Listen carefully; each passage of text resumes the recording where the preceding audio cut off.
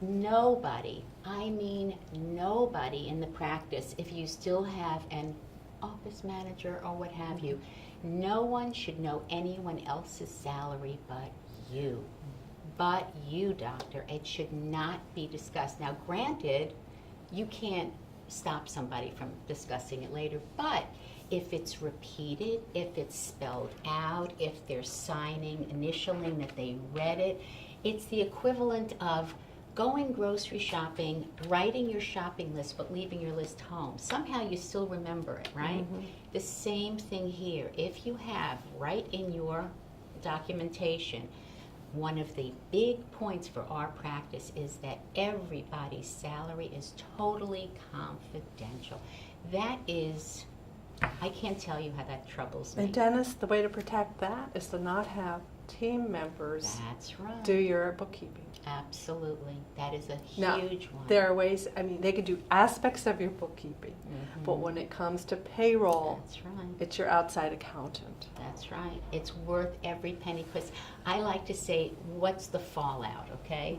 And how will that affect you both emotionally and monetarily?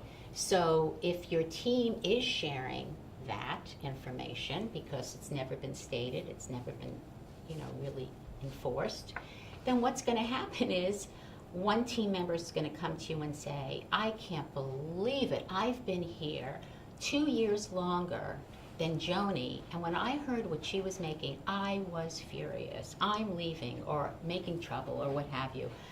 That's one thing that can occur. The other thing that can occur is that you just have somebody that kind of goes on strike. I know what she's making. Why am I killing myself? She's making more than me.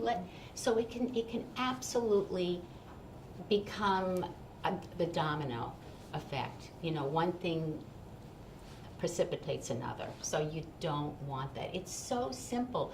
When I hear, when I would work with my clients on the progressive salary, it was kind of interesting because they would say, oh my gosh, but this person is going to be a little higher than Susie. And I said, well, let's talk about what is Susie's job description. And I said, well, you see the difference. There's a little bit more involved here than there. It's the same thing as the hygienists are compensated for not only what they know, what they do, but how it converts to the bottom line. That's why they're compensated the way they are, not just for their talents and for all those other things. It's because it converts to more of the bottom line for the whole practice, so everybody benefits, Okay, dentists, one other thing. You're sensitive to what you're paying your various employees. And you may be worrying about, well, I have to bring someone to such and such a level internally because you fear what the other person would think.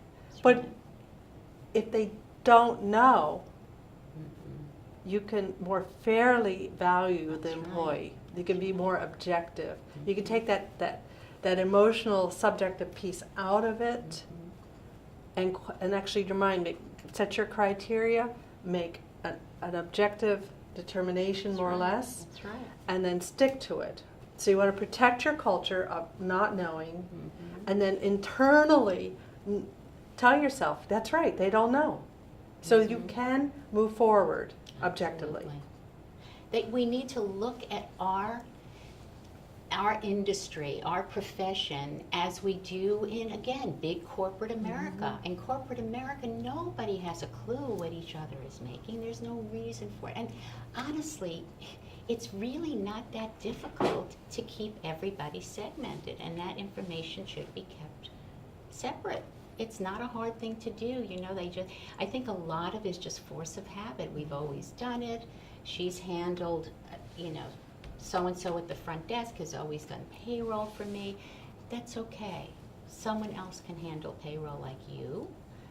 Maybe your spouse. I don't know. Anybody, but no, the team should be totally separate. They all know what they're earning, but not what each other is earning.